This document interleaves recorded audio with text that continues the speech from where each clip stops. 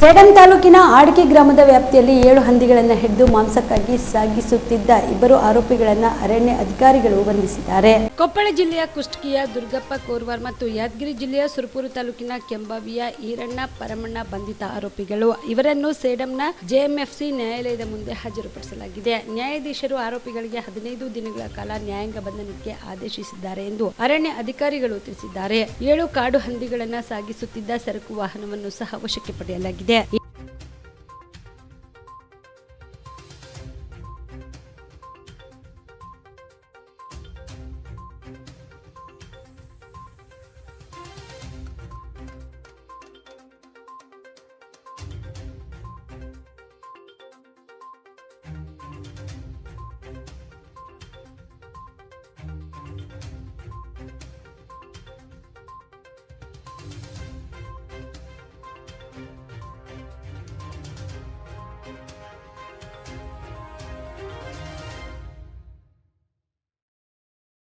ದಾಳಿಯಲ್ಲಿ ACF Mohammed Munir Ahmed, RFO Vijay Kumar, DRFO Vishwanath Patil, ಅರಣ್ಯ ಅಧಿಕಾರಿ ಭೀಮಣ್ಣ ಗೌಡ್, ದಾನೋಜಿ, ರಮೇಶ್ ಹಾದಿಮನಿ ಸೇರಿದಂತೆ ಅನೇಕರು ಇದ್ದರು.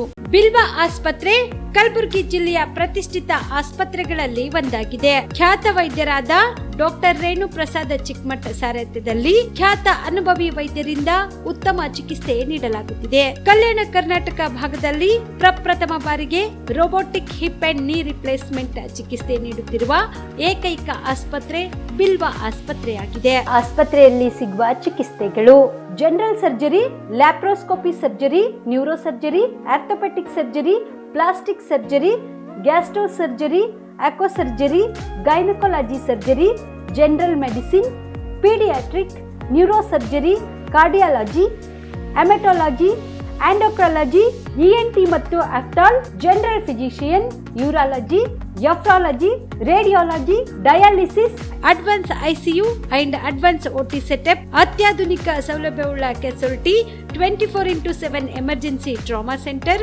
ಹೆಚ್ಚಿನ ಮಾಹಿತಿಗಾಗಿ ಸಂಪರ್ಕಿಸಿ ಬಿಲ್ವಾ ಆಸ್ಪತ್ರೆ, beside Amba Bhavani temple, new Jevargi road, Kalaburagi. Phone number 7420972719.